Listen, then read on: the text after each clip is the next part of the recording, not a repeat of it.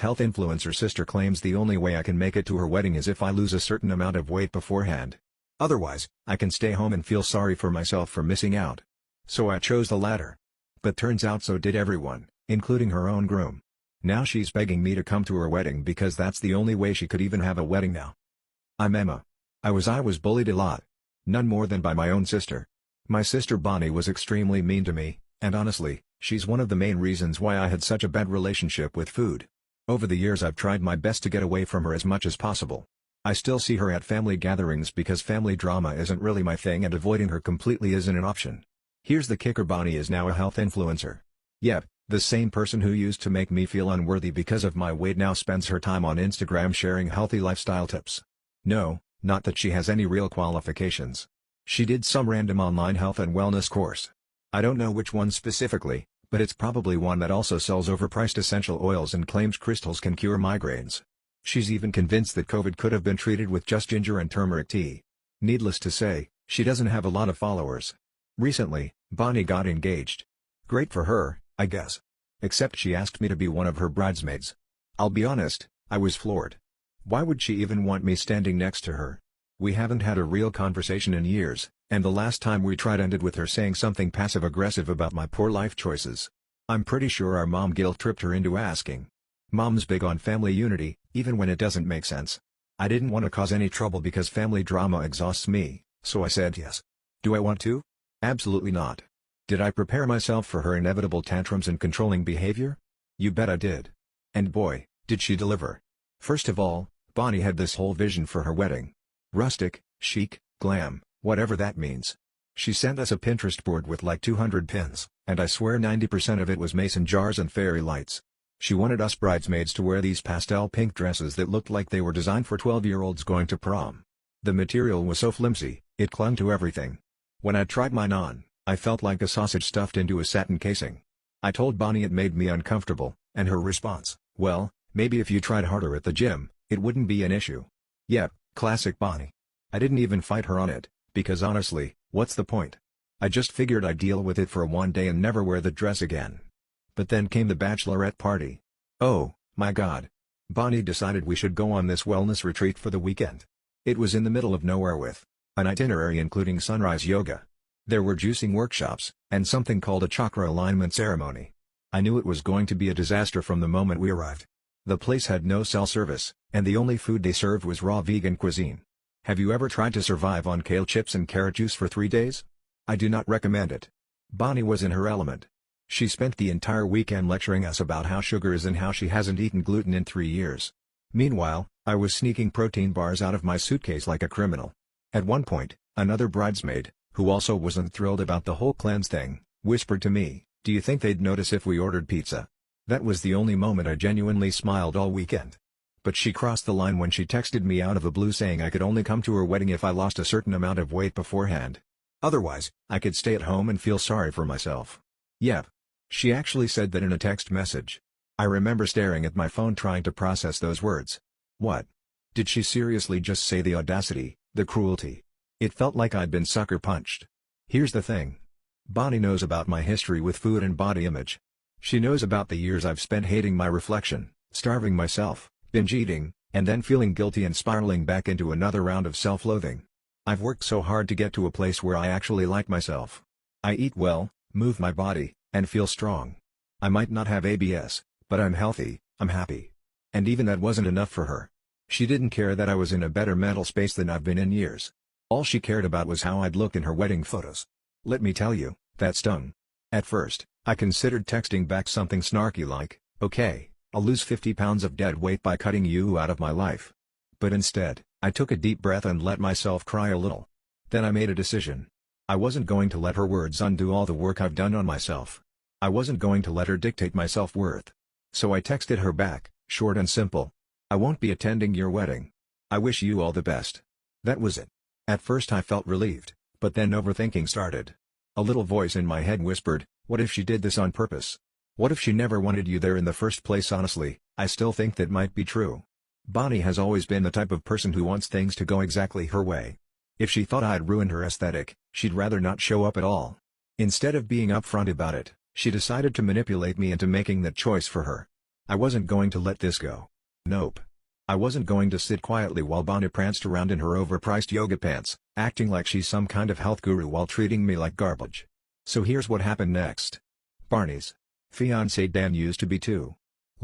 Properly overweight. He had his own struggles and went on his own fitness journey. Now he's a personal trainer. And credit where it's due, the guy looks great. He's genuinely passionate about helping other people get fit, and unlike Bonnie, he's not insufferable about it.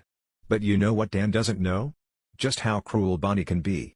Bonnie's entire health influencer personality online is all about positivity and self-love. She posts captions like "Everybody is beautiful, fitness is a journey, not a destination, and kindness is free." Meanwhile, in real life, she's telling her own sister to lose weight or stay home and rot in self-pity. The hypocrisy was eating me alive, so I snapped. I went through my old messages, screenshots, photos, everything. I compiled every mean thing Bonnie had ever said about my weight, every passive-aggressive comment she'd made and every downright nasty text she'd sent over the years. It wasn't hard.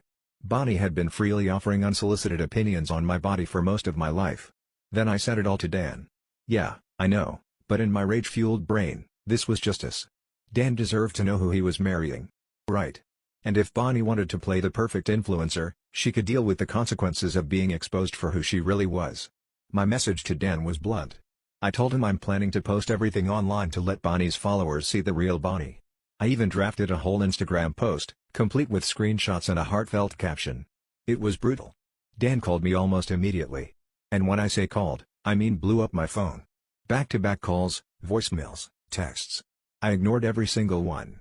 I wasn't ready to hear him defend her. I didn't want him trying to smooth things over. Then Bonnie started calling me over and over again.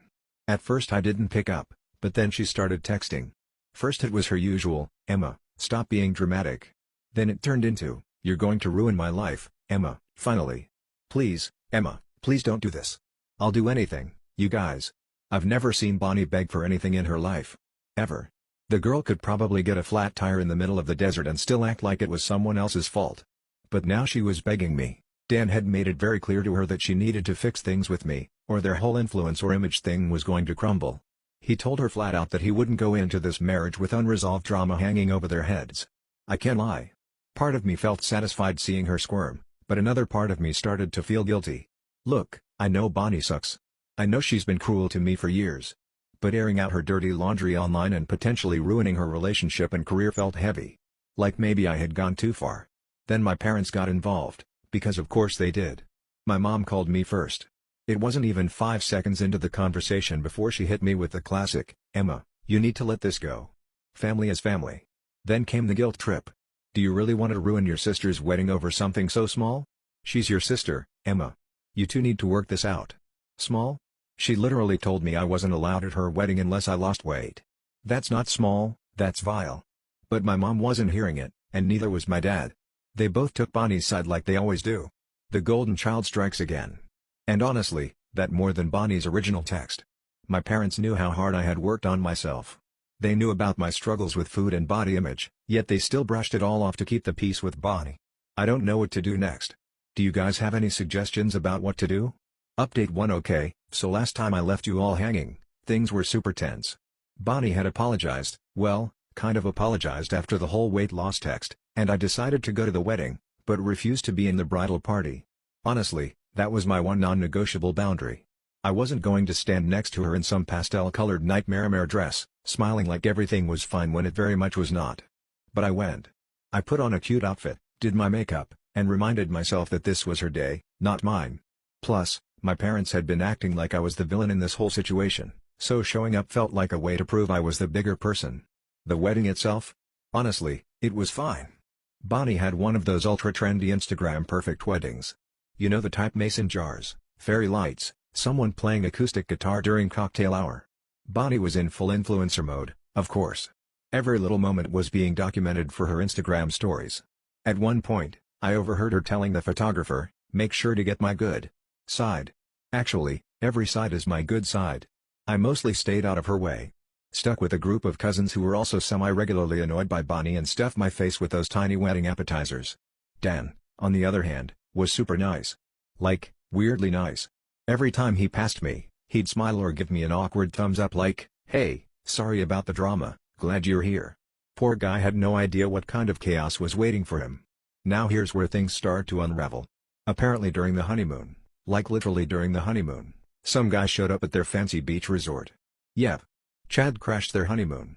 From what I've pieced together through family gossip and Bonnie's occasional unhinged Instagram posts, Chad is someone Bonnie had been seeing on the side for months. Apparently this guy was madly in love with her. So Chad rolls up to their honeymoon all dramatic and emotional and basically drops a truth on Dan. And Bonnie didn't even deny it. She just admitted everything right there. On their honeymoon anyway. Dan was furious. He ended the honeymoon early and flew back home. Apparently he told Bonnie he wanted to separate immediately. I'm not sure if they're going for a divorce or an annulment. Honestly, at this point it feels like it could go either way. But the wildest part, Bonnie came home and started spinning her version of the story on social media. She posted one of those black and white sad selfies with a caption like "Sometimes love means letting go. Please respect our privacy during this difficult time. Girl, you cheated on your husband on your honeymoon and now you want people to send you sad face emojis and heartfelt DMs? My family is of course a mess about this. My mom is devastated, acting like Bonnie just got diagnosed with a life illness instead of facing the consequences of her own actions. My dad has retreated into full I'm just going to mow the lawn and pretend nothing is happening mode. Update 2. I honestly didn't think I'd have another update so soon, but oh boy do I have some tea for you all. So remember Chad? The guy Bonnie cheated on Dan with? Yeah, well, turns out Chad wasn't just some random guy Bonnie met at a juice bar or whatever. Nope. Chad is actually the boyfriend of Bonnie's maid of honor. I'll let that sink in for a second. Yep. Bonnie was not only sneaking around with Chad before her wedding, but she was also doing this while smiling in photos next to her maid of honor. Let's call her Sarah, because honestly, Sarah deserves her privacy. Sarah found out after the wedding, after the honeymoon disaster, and after Bonnie's sad Instagram breakup post. She found some messages between Bonnie and Chad on Chad's phone. So Sarah, being an absolute queen, decided she wasn't going to let this slide. She rolled up to Bonnie's house one evening, and, guys, it was chaos. From what I've pieced together, Sarah showed up with a carton of eggs, which she proceeded to hurl at Bonnie's front door, windows, and car. I'm talking full-on dramatic rom-com revenge scene levels of egging. But it didn't stop there. Oh, no. After her impromptu egg-throwing competition, Sarah apparently keyed Bonnie's car. Can we just take a moment to appreciate the level of rage Sarah must have felt? Because honestly, if someone I trusted as my best friend was hooking up with my boyfriend behind my back and asked me to stand next to them at their wedding while they did it, yeah, I'd probably go full egg in keys mode, too. Now here's where it gets even juicier. Apparently, some neighbors came out because, you know, a woman screaming and throwing eggs isn't exactly subtle. The details get fuzzy here. Some relatives said Bonnie called the police, while others said the neighbors did. Either way, the police apparently showed up.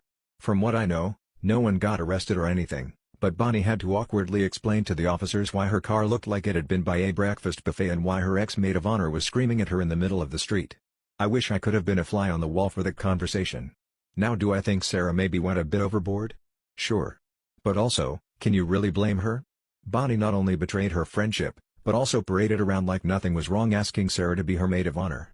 The audacity is honestly Olympic level.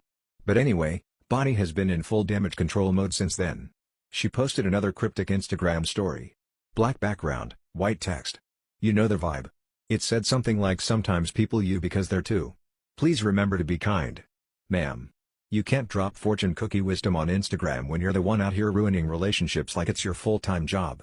Meanwhile, Dan is done. Like, absolutely done. He's already moved out of their shared apartment and is staying with his brother. I heard from one of my cousins that he's considering taking Bonnie to court over some joint expenses from the wedding and honeymoon. Apparently she convinced him to pay for most of it because her influencer brand was going to up after the wedding content went viral. Spoiler alert, it did not up. Let's see what happens with all this drama. Update 3. Hi everyone. Everyone who wanted to know about my weight loss journey, here is my story. I've always been a kid like always. Chubby cheeks, round belly, the whole package. And listen, being a kid isn't easy, especially when people around you. I'd love to remind you about it every 5 minutes. When I was younger, I didn't have a healthy relationship with food at all. Food was like my best friend and my worst enemy at the same time. I would try to starve myself because I thought skipping meals would magically make me skinny overnight. Spoiler alert, it didn't. Then when hunger got unbearable, I'd binge. Not in an acute oops, I ate an extra slice of pizza kind of way. I'm talking full-blown eating an entire family-size bag of chips followed by ice cream, followed by whatever else was in the pantry kind of binge. And then Shane would hit me like a truck, it got so bad. At one point, I weighed around 275 pounds, and honestly, I didn't even realize how bad it had gotten until one random Tuesday. I remember it so vividly. I had walked past a mirror in my hallway, caught a glimpse of myself, and froze. I actually stopped walking and just stared. I didn't recognize myself. I felt trapped in my own body. It wasn't even just about how I looked. It was how I felt. Tired, sluggish, constantly out of breath. My knees ached when I walked up the stairs. I couldn't even tie my shoes without feeling like I might pass out. I wish I could sit here and tell you guys that I started my weight loss journey for all the right reasons, like wanting to be healthy or wanting to feel strong. But no, the truth is, I just didn't like the person staring back at me in that mirror. I felt embarrassed. I felt ashamed. And I decided that day that I was going to change. And I did. Over the past 2 years, I've lost almost 80 pounds. That's right, 80 pounds. Let me tell you, it wasn't some magical transformation where I woke up one day skinny and glowing. Nope. It was a grind. A daily grind. I had to unlearn so many habits. I had to teach myself that food isn't evil and that exercise isn't punishment. At first, it was just walking. Literally just walking. Every day I'd put on my sneakers, play a podcast, and walk until I felt like I couldn't anymore. Then I started adding in home workouts. Nothing fancy, just YouTube videos and some basic dumbbell exercises. Eventually, I built up enough confidence to go to a gym. And, oh, my God. Walking into that gym for the first time was terrifying. I felt like everyone was staring at me, judging me. But I stuck with it. I showed up day after day, even when I wanted to quit. Slowly but surely, the weight started to come off. My clothes started fitting differently. I could climb stairs without feeling like I needed to lie down afterward. And the craziest thing? I started to like exercise. Who would have thought? About 6 months ago, after hitting a major milestone, I made the decision to have surgery to remove some of my excess skin. It wasn't an easy choice. There's so much stigma around skin removal surgery, and I felt a weird sense of guilt, like I hadn't earned my results because I got help from a surgeon. But the truth is, no amount of working out or dieting was going to fix that skin. And honestly, it was holding me back. It made me self-conscious and uncomfortable. The recovery process was rough. I won't sugarcoat it. There were drains, there was pain, and there were days when I wondered if I'd made a mistake. But once I healed and saw the results, wow. It felt like I was finally seeing the version of myself I'd been working so hard to become. Right now, I'm in the best place I've ever been, both physically and mentally. I still maintain a healthy lifestyle, but I've shifted my focus. I'm no longer obsessed with the number on the scale. Instead, I'm focusing on getting strong. I want to build muscle, improve my mobility, and become more flexible. I want to see how far I can push my body in a good way, not a punishing way. Update 4. Just when I thought Bonnie had officially hit rock bottom, she grabbed a shovel and started digging. Buckle up, because this update is straight out of a reality TV show. So it's been about 2 months since Sarah went full egg-throwing car-key revenge queen at Bonnie's house. Things went weirdly quiet after that. Bonnie wasn't posting much on social media. The family group chat wasn't exploding every 5 minutes. And honestly, I was starting to think maybe, just maybe, we'd reached the end of this never-ending soap opera. But no, absolutely not. Last week, I got a call from my mom, and, guys, she was whispering, "Are you sitting down for this?" Whispering? As it turns out, Bonnie is pregnant. I think I went quiet for a full minute because my mom had to say, "Are you still there? Pregnant?" Bonnie is pregnant. And plot twist, she had no idea who the father was. I don't even know where to begin with that information. Like, girl, how do you not know who the father of your child is? I'm not here to shame anyone, but this is messy, even for Bonnie. Bonnie called Dan. Yes, Dan, her soon-to-be ex-husband, and tells him she's pregnant and thinks the baby might be his. Dan, being understandably skeptical. I mean, Chad is very much still in the picture, immediately said, "Cool, we're getting a paternity test." So they did, and guess what? It's Dan's baby. Yep, Dan is the father. Bonnie is pregnant with her ex-husband's baby while actively dating the guy she cheated on him with. I honestly don't even know how to process this information. Like, how do you even write that sentence? It feels like something straight out of a bad soap opera where everyone has dramatic pauses before revealing plot twists. Anyway, Dan is still going through with the divorce because, well, fair. He told Bonnie he'll be there for the baby, but not for her.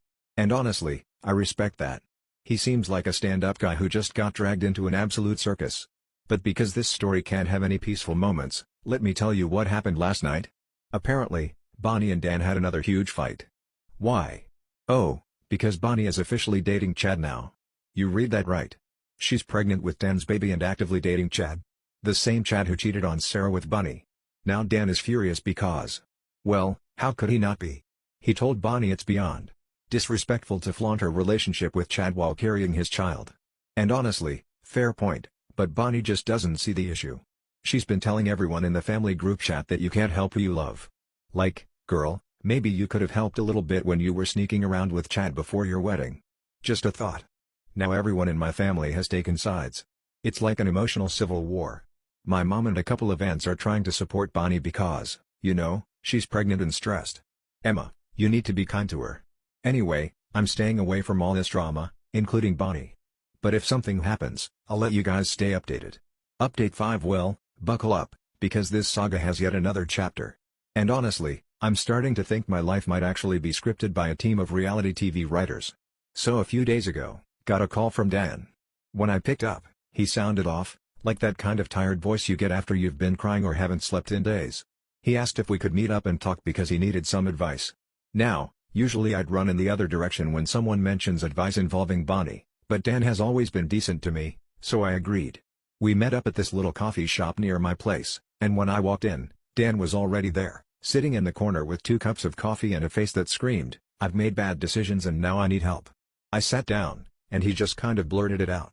Bonnie wants to get back together with me for the baby. Apparently, Bonnie has been texting him nonstop, saying stuff like, "We owe it to the baby to try again. You are the love of my life, Dan. Chad was just a mistake. And my personal favorite, I'm doing this for our family." Bonnie is still with Chad? Yep. She's actively dating the guy she cheated with while simultaneously telling Dan she's ready to make things right, make it make sense. Dan looked absolutely torn, and honestly, I don't blame him.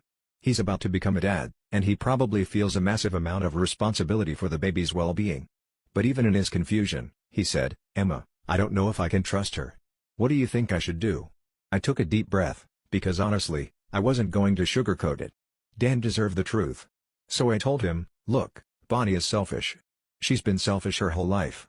And the fact that she's still seeing Chad while trying to convince you to get back together tells me everything I need to know.